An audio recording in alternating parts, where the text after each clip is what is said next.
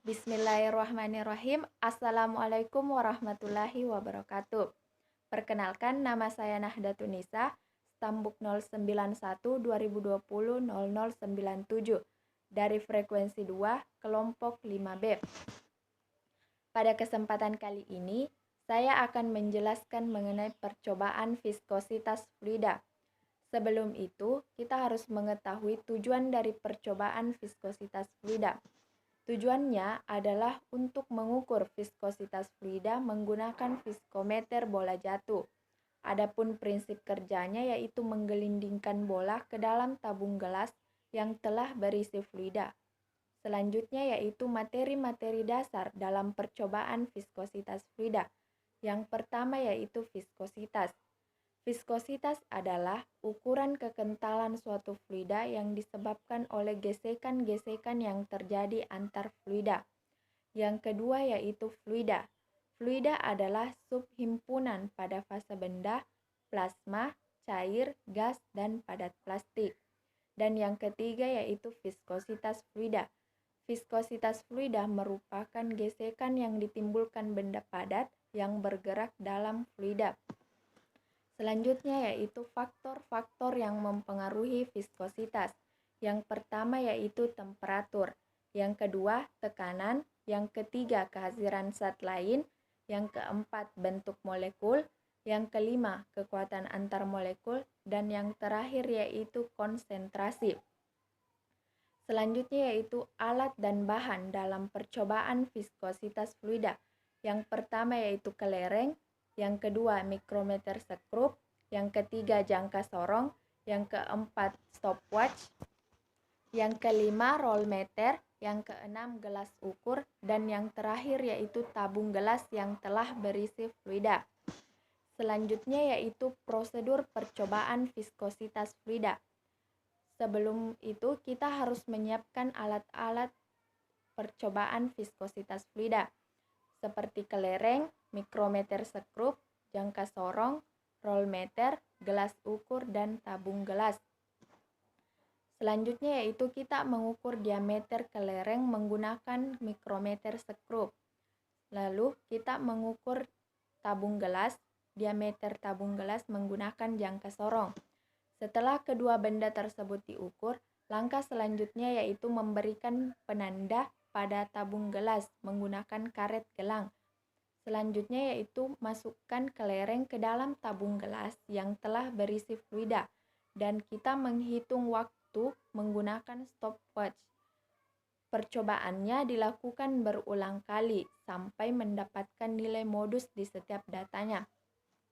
Selanjutnya yaitu kita menimbang gelas ukur kosong menggunakan neraca analitik. Kemudian isi gelas ukur yang kosong tadi menggunakan fluida sebanyak 50 ml. Kemudian timbang kembali gelas ukur tadi yang telah berisi fluida menggunakan neraca analitik. Selanjutnya timbang kelereng menggunakan neraca analitik. Itulah tadi prosedur percobaan viskositas fluida. Langkah selanjutnya yaitu pengolahan data dari percobaan viskositas fluida. Kelereng ke dalam tabung gelas yang telah berisi fluida dan kita menghitung waktu menggunakan stopwatch. Percobaannya dilakukan berulang kali sampai mendapatkan nilai modus di setiap datanya. Selanjutnya yaitu kita menimbang gelas ukur kosong menggunakan neraca analitik. Kemudian isi gelas ukur yang kosong tadi menggunakan fluida sebanyak 50 ml. Kemudian timbang kembali gelas ukur tadi yang telah berisi fluida menggunakan neraca analitik. Selanjutnya timbang kelereng menggunakan neraca analitik. Itulah tadi prosedur percobaan viskositas fluida. Langkah selanjutnya yaitu pengolahan data dari percobaan viskositas fluida. Setelah prosedur percobaan tadi telah selesai dilakukan, ini adalah angka-angka yang tertera pada kertas adalah data hasil pengamatan dari percobaan viskositas fluida. Selanjutnya yaitu langkah-langkah dalam pengolahan data percobaan viskositas fluida sebagai berikut.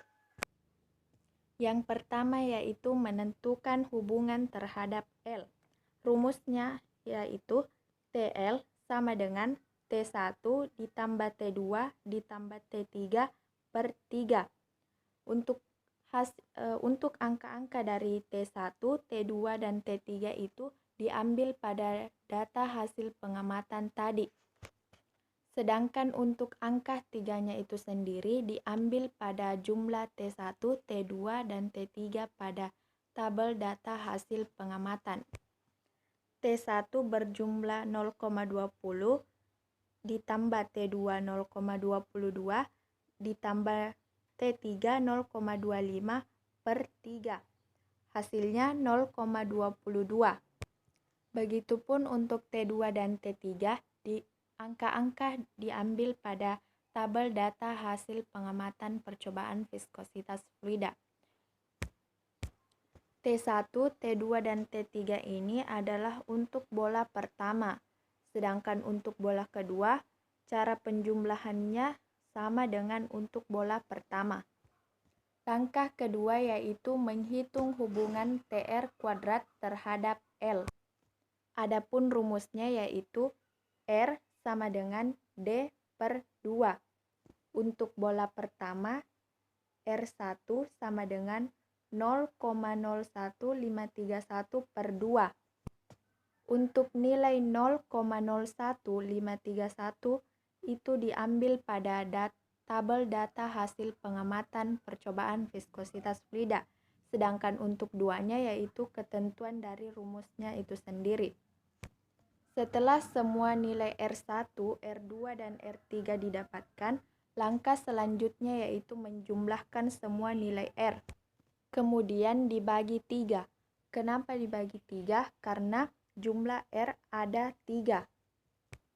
Sama halnya dengan bola kedua, cara kerjanya sama dengan bola pertama. Langkah ketiga yaitu menentukan massa jenis bola dan massa jenis fluida. Adapun rumusnya yaitu PB sama dengan M per 4/3 dikali Pi dikali R pangkat 3. Yang pertama yaitu menentukan massa jenis bola. Untuk bola pertama, PB sama dengan 0,0046 dibagi 4/3 kali 3,14 kali 0,00765 pangkat 3 dikali Pi dikali R pangkat 3. Yang pertama yaitu menentukan massa jenis bola. Untuk bola pertama, PB sama dengan 0,0046 dibagi 4/3 kali 3,14 kali 0,00765 pangkat 3. Bukan hasil pengamatan.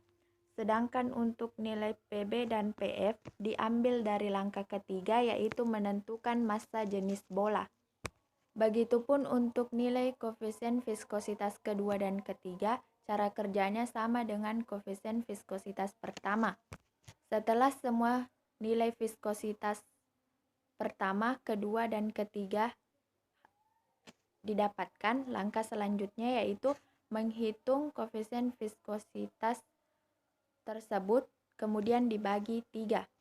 Begitupun untuk koefisien viskositas bola kedua, cara kerjanya sama dengan koefisien viskositas bola pertama. Itulah tadi langkah-langkah dari pengolahan data percobaan viskositas fluida.